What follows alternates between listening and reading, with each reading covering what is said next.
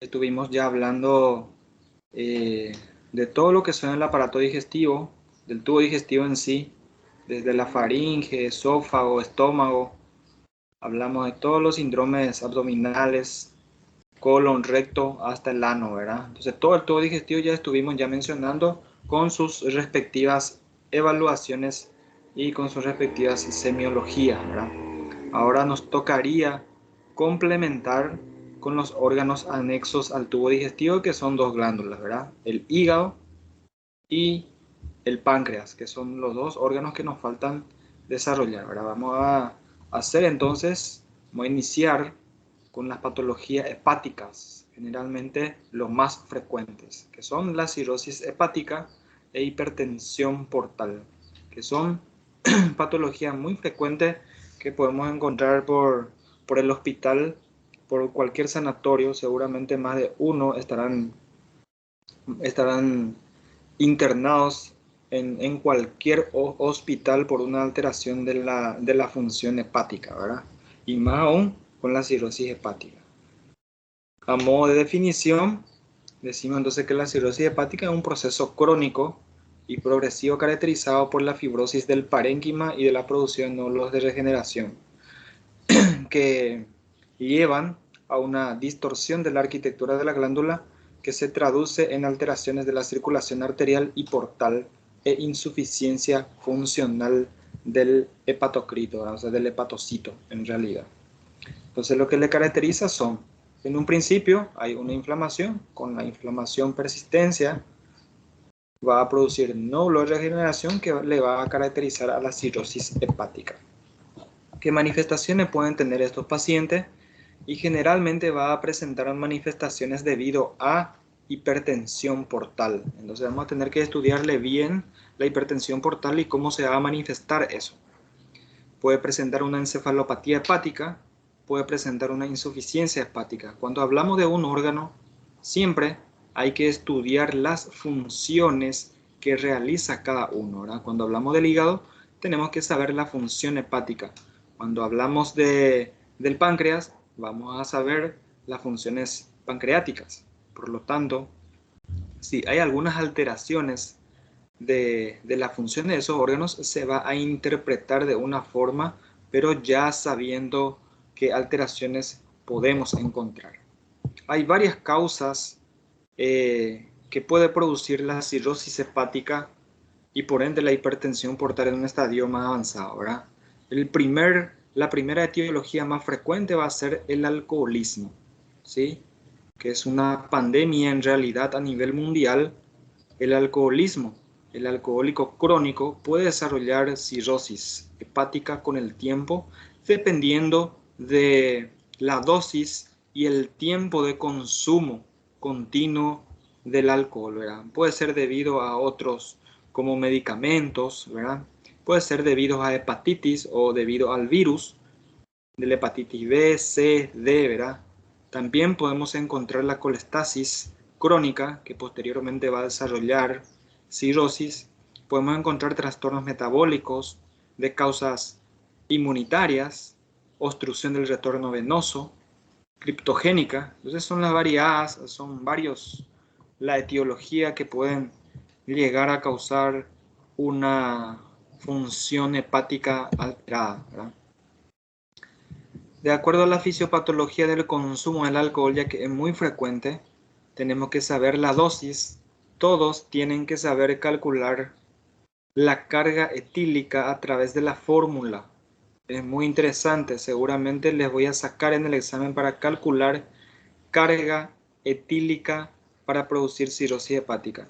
Generalmente cuando la dosis es de 80 a 160 gramos día, va a aumentar el riesgo de producir cirrosis hepática en un 5 veces más la probabilidad con relación a los que no consumen, ¿verdad? Los que consumen más de 180 gramos día van a tener hasta 25 veces más la probabilidad de desarrollar cirrosis hepática. Así como dijimos, el alcohol es la primera causa y la segunda causa se da paso a los virus hepatotropos, que son el virus de la hepatitis, ¿verdad? La cirrosis hepática se caracteriza por la pérdida de la estructura normal del hígado, la presencia de necrosis, ¿verdad? Que no vamos a observar a simple vista, pero con el tiempo va a producir la formación de nódulos en regeneración que le caracteriza a la cirrosis hepática. Según la clasificación, se los clasifica de acuerdo a su etiología en frecuencia, ¿verdad? Lo más frecuente es la cirrosis hepática, que va a ser cirrosis hepática alcohólica, la hepatítica, que va a ser la cirrosis posthepatítica, y la cirrosis biliar, ¿verdad?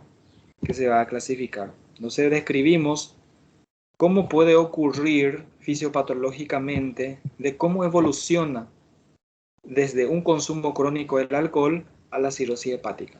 La causa más frecuente también puede denominarse cirrosis de Laennec, ¿verdad? Que es su otro nombre. Hay un consumo crónico de alcohol que depende de la cantidad y de duración del consumo, depende del sexo, ¿verdad? Depende si hay asociación con otro tipo de noxa hepática, ¿verdad? Como el virus, o depende también del estado nutricional del paciente. Va a depender de eso. Entonces es diferente que un paciente o que una persona consuma medio vaso de vino todos los días o que consuma 1 litro de vino todos los días. En el primero no va a producir ningún factor de riesgo como para causar cirrosis hepática. En el segundo va a tener una alta probabilidad de producir cirrosis hepática en un paciente.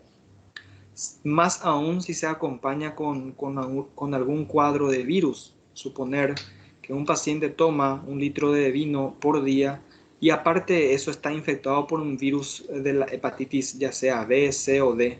Entonces va a tener más tendencia de producir o de llegar a una cirrosis hepática.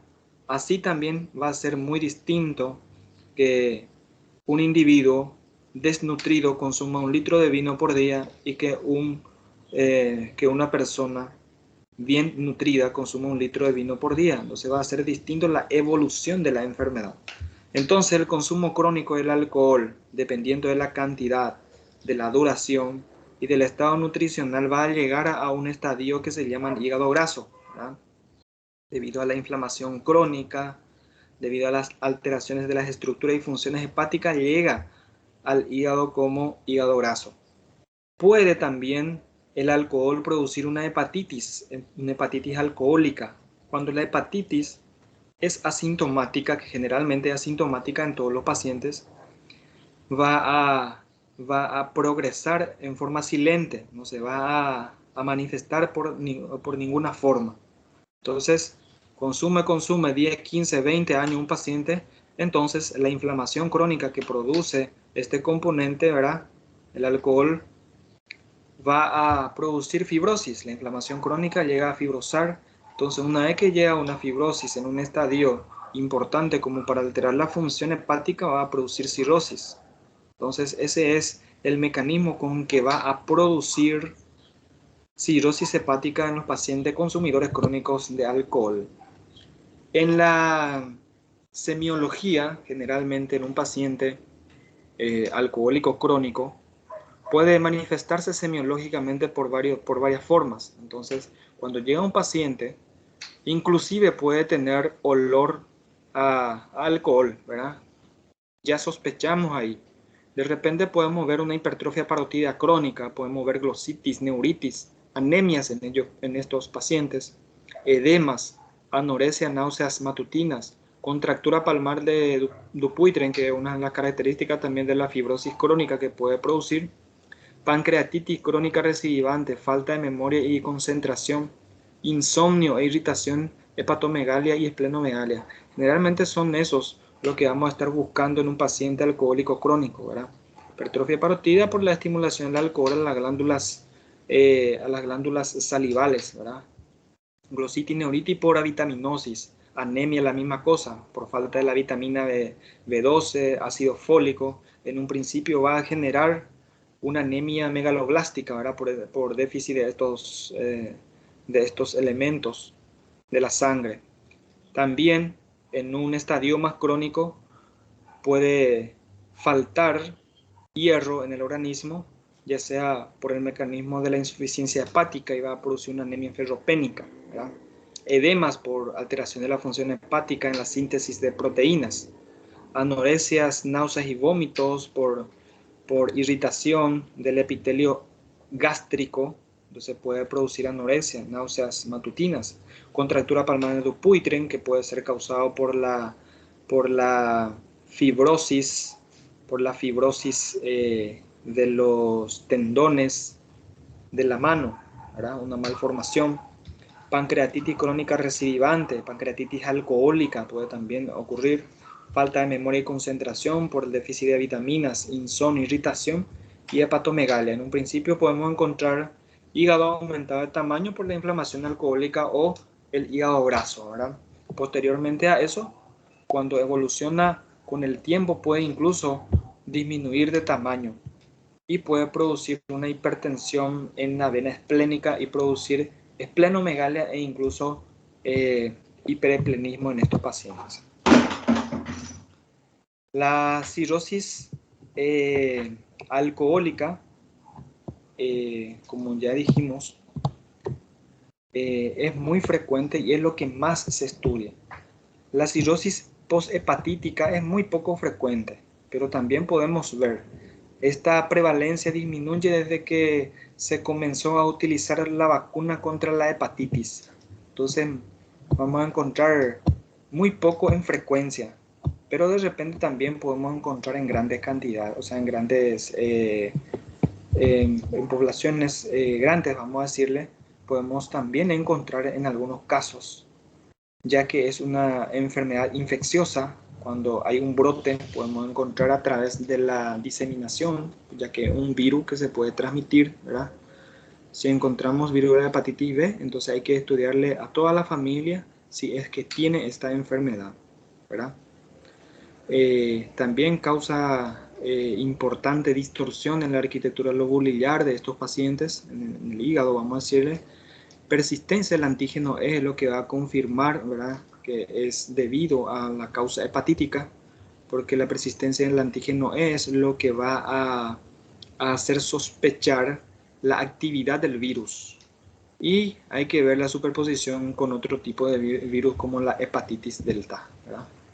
Después, otro tipo de cirrosis que vamos a estar encontrando también es la cirrosis biliar. La cirrosis biliar va a producir una fibrosis nodular producida por la colestasis hepática, ¿verdad? Cirrosis biliar primaria o puede ser también una cirrosis biliar secundaria. Las manifestaciones clínicas de un paciente cirrótico. Vamos a estar encontrando una cirrosis hepática compensada, incluso una cirrosis hepática que esté cursando en forma asintomática, silente. Puede venir con otro tipo de patología, ya sea, por ejemplo, e incluso sin ninguna patología. Podemos encontrar una paciente embarazada, por ejemplo, y cursa también con una cirrosis hepática. Aparte de que viene para su control prenatal, entonces se le diagnostica una cirrosis hepática. Entonces un paciente totalmente asintomático que es un hallazgo casual. Entonces en ese caso puede estar compensado nuestro cirrosis. Y en otro término podemos encontrar los pacientes que vienen con una cirrosis hepática descompensada. Puede tener ictericia, puede tener circulaciones colaterales, puede tener náuseas, vómito, puede tener ascitis, edemas en los miembros inferiores, palidez mucocutánea por la anemia que puede producir. Entonces son las variadas sintomatologías, signos y síntomas que pueden permitirnos sospechar de un paciente con cirrosis hepática. Las principales complicaciones, de acuerdo a la evolución, puede presentar una insuficiencia hepática o puede presentar una hipertensión portal, ¿verdad?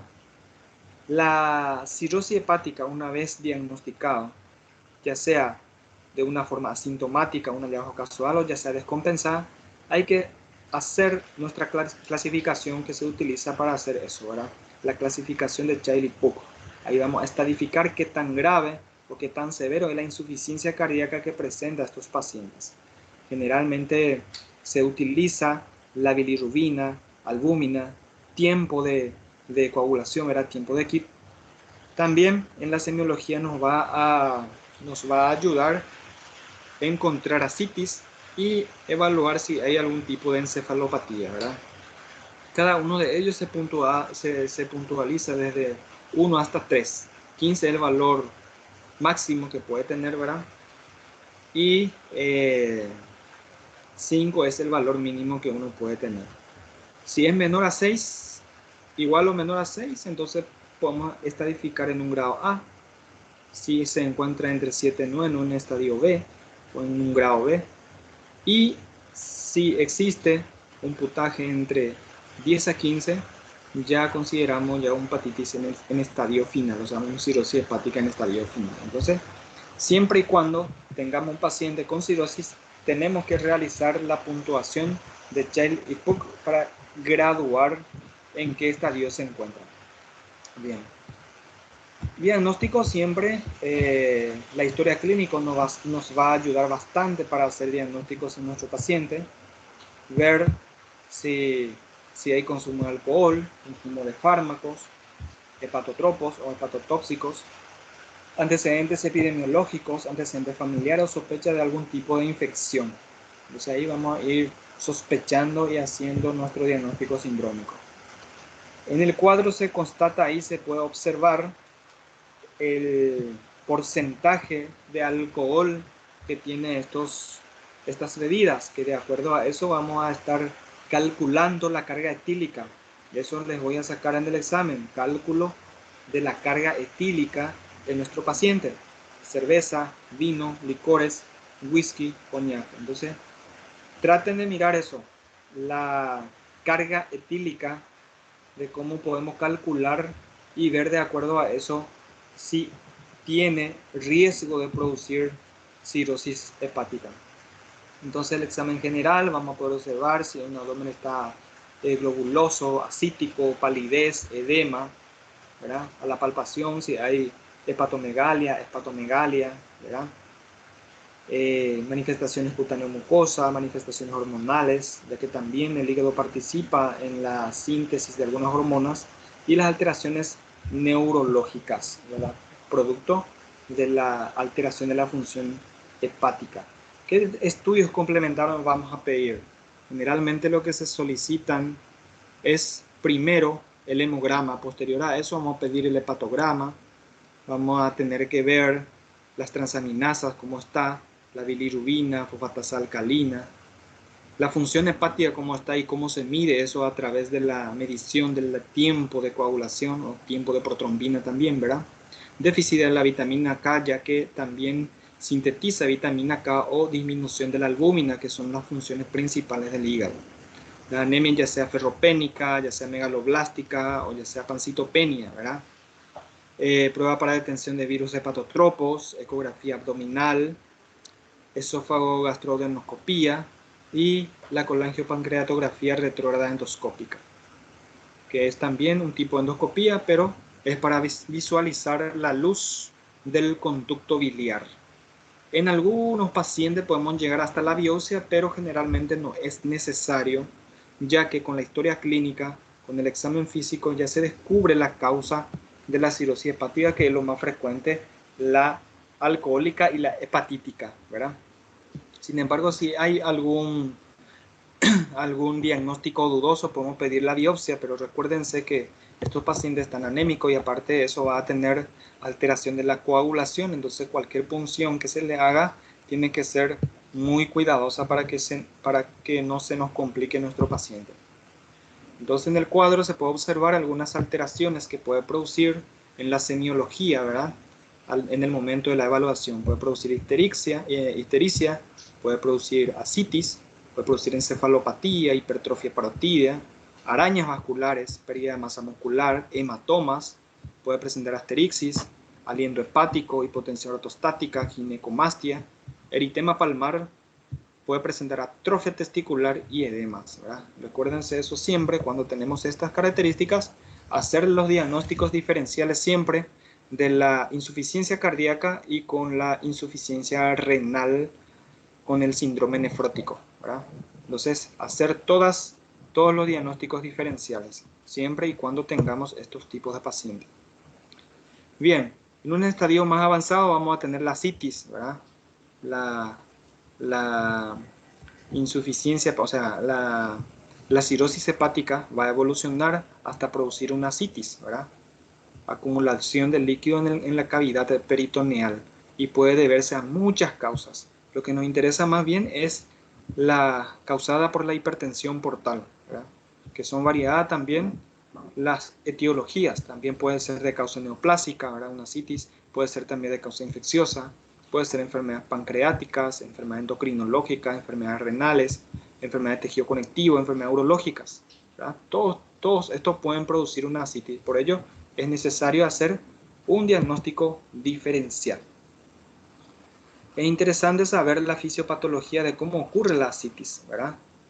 Hay que saber que la presión normal, cuando es la presión normal de la vena porta, ¿verdad? Que va a transportar sangre de los intestinos hasta el hígado y desde allí hasta el corazón, ¿verdad? Hay que saber cuándo tiene que mantener la presión normal.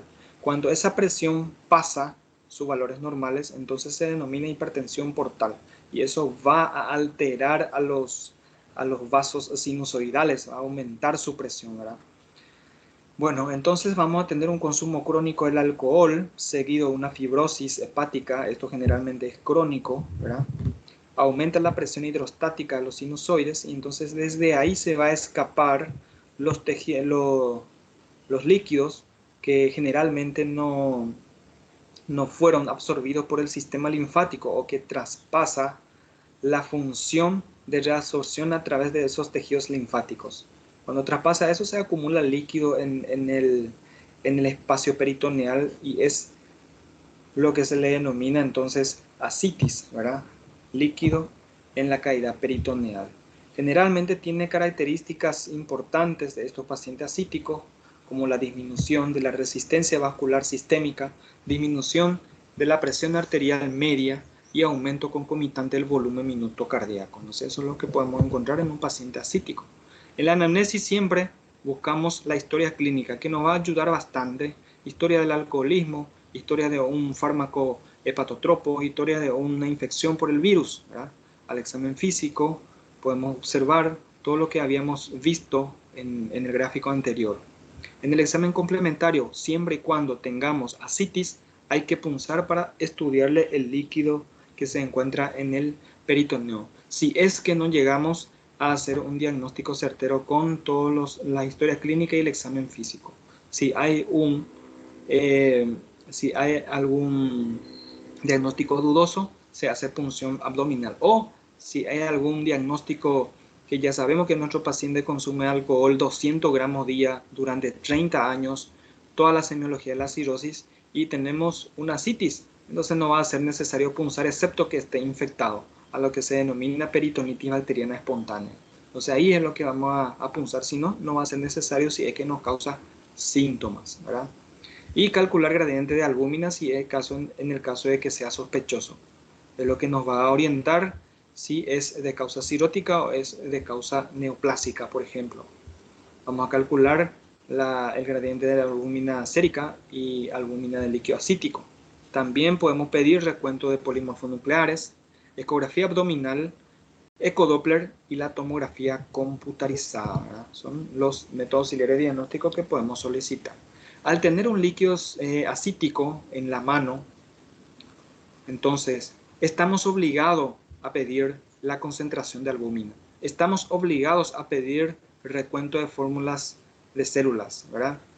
Estamos obligados a pedir cultivo, siempre y cuando, recuerden siempre que si tenemos algún líquido, si punzamos, manden cultivo de ese líquido. Sí o sí tiene que ir cultivo, estudio citológico y estudio citoquímico, ¿verdad? Citoquímico nos va a informar la albúmina, también puede informarnos proteína, glucosa, amilasa, todo nos puede informar en la parte citoquímica. Citológica nos pueden informar la celularidad, ¿verdad? El recuento de cada célula, hematíes, leucocitos, neutrófilos, ¿verdad? Y cuáles son los predominios, si predomina linfocito o si predomina neutrófilo.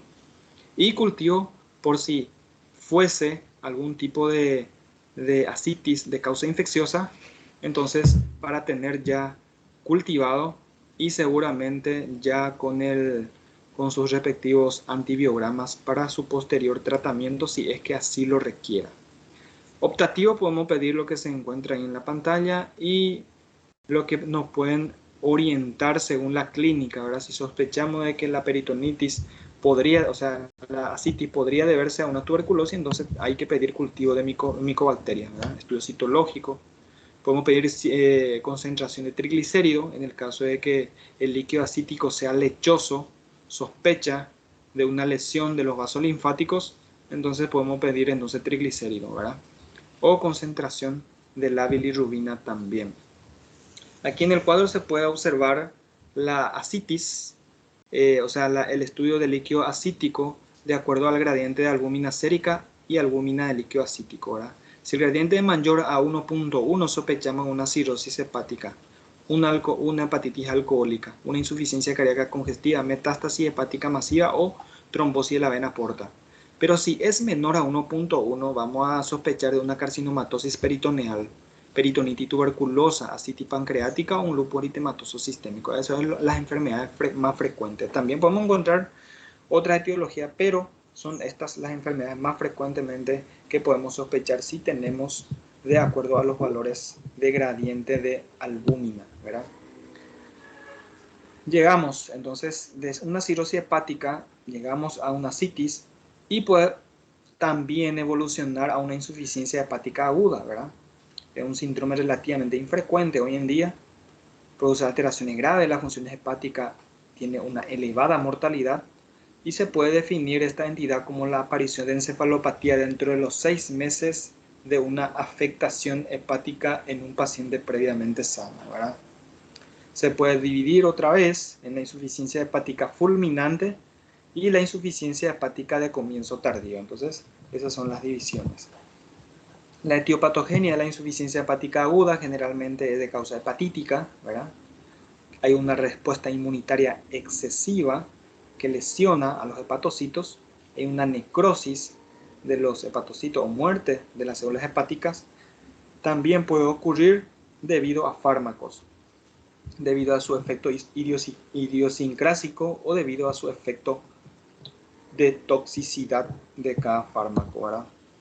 La misma cosa, un cuadro donde podemos observar la primera causa de la insuficiencia hepática aguda es la hepatitis, seguida de los fármacos y posteriormente en la última causa que es menos frecuente son tóxicos. La manifestación clínica que puede acompañarse a una insuficiencia hepática aguda puede ser de causa hepática propiamente dichas o de causa sistémica. Si es de causa hepática propiamente dicha, podemos observar ictericia en estos pacientes, disminución del tamaño del hígado, aumento de las transaminasas, disminución de la colinesterasa, disminución de los factores de coagulación, disminución de la síntesis de albúmina. Y las manifestaciones sistémicas que podemos encontrar o sospechar si tiene, ¿verdad? Encefalopatía hepática, hipertensión endocraneana por edema, infecciones, coagulopatía, alteraciones hemodinámicas, alteraciones metabólicas, ¿verdad? Cuando tenemos un paciente con encefalopatía hepática, hay que estadificar esa encefalopatía hepática desde un grado subclínico hasta un grado 4, ¿verdad? En donde los pacientes podemos encontrar inclusive en un estado de coma, ¿sí? Y va empeorándose de forma subclínica, puede tener nada más un deterioro en el desempeño de su trabajo en grado 1, confusión leve, ¿verdad? Alteración del sueño, en un grado 2, somnolencia, ¿verdad? Una alteración ya en la conducta inadecuada. En un grado 3, confusión notable, lenguaje incomprensible. Y en un estadio 4 que puede ya estar en una encefalopatía hepática en estadio terminal, estando en coma nuestro paciente. El diagnóstico se basará siempre en una buena historia clínica, en donde hay que preguntarle siempre el consumo de alcohol, el consumo de fármacos o algunas infecciones virales, ¿verdad? Pedir un estudio complementario si es que estamos en duda. Vamos a pedir la glicemia, bilirrubina directa, indirecta, tiempo de protrombina, pH, albúmina y las transaminasas, que nos ayudará a salir de las dudas, ¿verdad? Después vamos a poder tener también la insuficiencia hepática crónica, que puede producir una encefalopatía hepática crónica, una encefalopatía portosistémica. Una encefalopatía hepática crónica generalmente cursa con una evolución lentamente que un síndrome, ¿verdad? Puede manifestarse con un síndrome neuropsiquiátrico caracterizado por un conjunto de alteraciones funcionales del sistema nervioso que puede ser reversible y que se presentan en las afecciones hepáticas que evolucionan con insuficiencia hepatocelular y un aumento en la circulación portosistémica. Generalmente es crónico. Estos pacientes, 10, 15 años de consumo de alcohol, recién empieza a alterar sus valores, ¿verdad? La encefalopatía hepática crónica, a modo de fisiopatología, se produce por alteraciones o déficit de la neurotransmisión. Hay unas células vulnerables que es debido generalmente a la alteración de los astrocitos, que son las células más sensibles. Hay depósito de magnesio en el globo pálido y por ende va a producir síndrome extrapiramidal. En la clasificación de la encefalopatía hepática crónica podemos tener la encefalopatía hepática aguda grave, la encefalopatía hepática aguda de causa encefalopatía hepática crónica, ¿verdad? O simplemente una encefalopatía hepática crónica. La encefalopatía hepática subclínica o latente. ¿Qué manifestaciones clínicas puede presentar en un paciente que tiene ya un cuadro marcado de la función hepática disminuida? Va a tener alteración de conciencia, alteración de la personalidad, deterioro intelectual, temblor aleteante, signos extrapiramidales, inclusive en un estadio más avanzado va a tener convulsiones. Siempre y cuando dijimos ya, buena anamnesis, buen examen físico y si tenemos duda, pedir siempre un examen, un estudio analítico complementario. Bien, hasta ahí es entonces la parte de la enfermedad hepática, ¿verdad? Lo que se puede manifestar de forma clínica o semiológica. Después vamos a la otra glándula que es el síndrome o los síndromes pancreáticos. Ahí vamos a encontrar la pancreatitis aguda, que es una inflamación aguda, si una inflamación crónica, vamos a encontrar la pancreatitis crónica y las de causas tumorales, ¿verdad? Son las patologías que son relativamente frecuentes.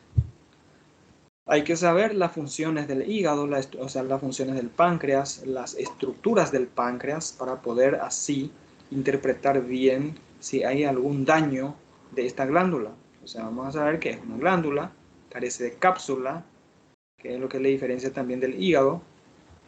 Se encuentra en el retroperitoneo, ¿verdad? Hay una funcionalidad de páncreas exócrinas y la páncreas endocrina también.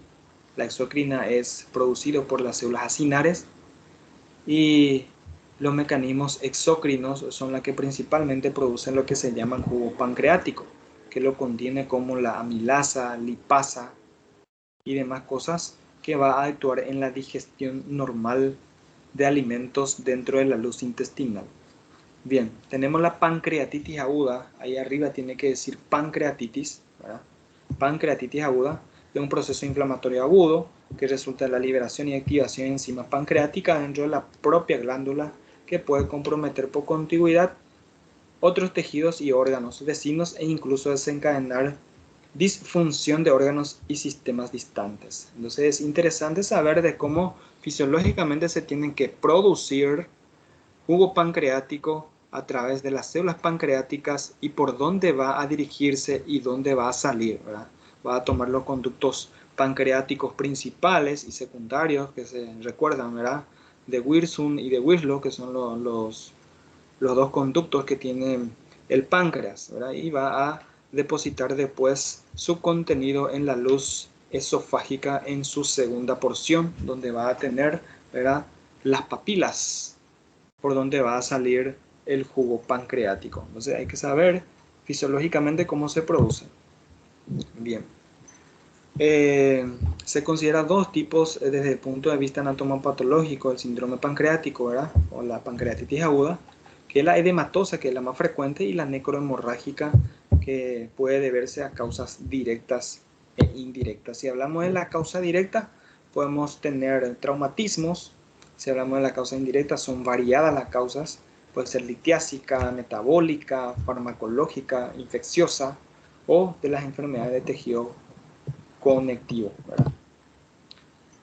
En su mecanismo fisiopatológico, ya habíamos dicho, ¿verdad? Hay una activación entre los acinos, la enzima pancreática, que generalmente se tenían que activar dentro de la luz intestinal, se activa dentro de la luz de la vía pancreática, ¿verdad? Entonces ahí se activan y va a disolver, entonces es como si fuera que va a triturar al órgano, a la glándula, porque es una tóxica, es tóxica cuando se activa dentro de la luz pancreática, ¿verdad?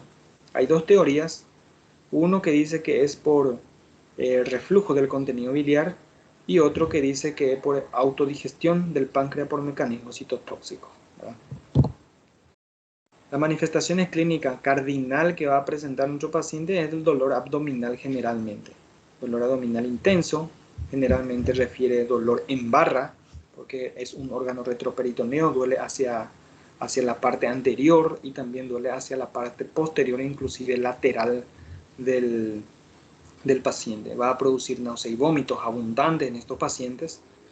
Va a producir signos abdominales como pleuritis, simular cuadro de apendicitis, simular cuadro hepático, íleo paralítico, puede producir distensión abdominal por íleo, signo de Cullen, signo de Turner, que son signos que pueden presentar en un estadio avanzado de la pancreatitis aguda. Los síntomas extrapancreática que puede producir son los pulmonares, ¿verdad? Puede producir pleuritis, puede producir atelectasia, puede producir alteraciones renales, oliguria, ¿verdad? En el caso de que se deshidrate mucho de estos pacientes, porque recuérdense que entre sus síntomas vamos a encontrar dolor y náuseas y vómitos abundantes. Entonces, cuando hay vómitos abundantes va a tener ya volumen disminuido en sangre. Entonces puede producir oliguria, inclusive anuria. Puede producir enfermedades hepáticas, cardíacas, enfermedades del sistema nervioso central, gastrointestinales, hematológicos, inclusive metabólicas. Para el diagnóstico, hacer una buena historia clínica, ¿verdad? Para ver los factores de riesgo que puede tener para desarrollar una pancreatitis aguda, hacer un buen examen físico y pedir estudio complementario como la amilasa y lipasa, ya que es su principal función. Si se encuentra aumentado al menos 3 o más, podemos sospechar y diagnosticar una pancreatitis aguda. Estudios por imágenes que muy frecuentemente se utiliza la ecografía y la tomografía. La radiografía se utiliza poco, nada más puede observarse con la radiografía si hay íleo de causa paralítica, ¿verdad? Hay una escala para pronosticar el estado de la pancreatitis aguda utilizando los signos pronósticos de Ransom, ¿verdad? Que se evalúa al ingreso y que se evalúa posteriormente a las 24 horas después del ingreso al hospital. Después tenemos la hepatitis crónica, que se caracteriza por el reemplazo de las células acinarias por tejido fibroso. O sea, recuérdense que las células acinarias son las que habían realizado o secretado jugo pancreático, ¿verdad? Como la lipasa, amilasa y demás cosas. Si es que eso se fibrosa, ya va a perder su función, entonces va a producir una hepatitis crónica, con foco de inflamación, edema, necrosis, metaplasia y dilatación del sistema ductal, con el depósito variable de calcio. Vamos a tener de dos formas, lo que son la pancreatitis crónica, calcificante, que es debido a las proteínas fibrilares que precipitan y forman tapones. Entonces va a producir una pancreatitis de causa obstructiva. Vamos a tener también la pancreatitis obstructiva, pero sin tapones proteicos ni dilataciones. Esto se produce debido a una compresión extrínseca de la luz de la vía biliar, ¿verdad? O sea, de la vía pancreática, mejor dicho. Podemos ver la pancreatitis crónica calcificante de acuerdo a su etiología, ¿verdad? Y la que son obstructivas, que generalmente se observa con mayor frecuencia, ¿verdad? En estas patologías. ¿Qué manifestaciones clínicas? Como ya dijimos, como que en la pancreatitis aguda predomina el dolor, también la pancreatitis crónica va a predominar el dolor, pero va a ser dolor en crisis. O sea, va a tener dolor, va a pasar, va a volver a tener dolor y así sucesivamente. Puede tener diarrea pancreática, que se denomina la diarrea esteatorreica o la materia fecal esteatorreica que tiene, ¿verdad? Color amarillento olor penetrante, ¿verdad? En rancio se dice, es por la mala digestión de los alimentos. ¿Por qué? Porque el jugo pancreático es lo que hace o ayuda en la digestión de los alimentos, y si es que no se deposita dentro de la luz duodenal por causa obstructiva, ya sea, ¿verdad?, o por alteración de la función pancreática, entonces va a tener una alteración en la digestión de esos alimentos y va a tener lo que se llama esteatorrea. Puede producir pérdida de peso e incluso si altera la función endocrinológica va a producir diabetes en estos pacientes. En el diagnóstico va a ayudar mucho la historia clínica, hacer un buen examen semiológico físico, evaluar los puntos pancreáticos, los exámenes complementarios también, como la pancreatitis aguda, nos va a ayudar mucho la amilasa y lipasa, que generalmente en estos pacientes pueden estar normales, ¿verdad? ¿Por qué? Porque hace un dolor en crisis o sus síntomas son en crisis. Puede producir diabetes y estudiar la materia fecal. Las pruebas funcionales pancreáticas también se puede hacer o pedir un estudio por imágenes que nos va a ayudar la ecografía, o la con la angiopancreatografía retroendoscópica también nos va a ayudar, y la tomografía también nos va a ayudar. Bien, entonces son patologías relativamente frecuentes.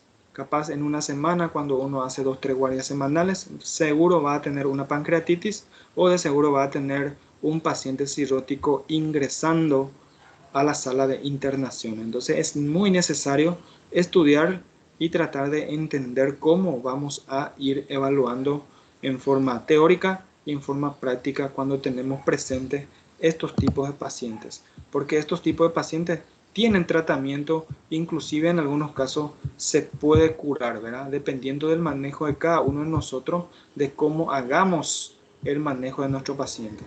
¿Está bien? ¿Alguna pregunta?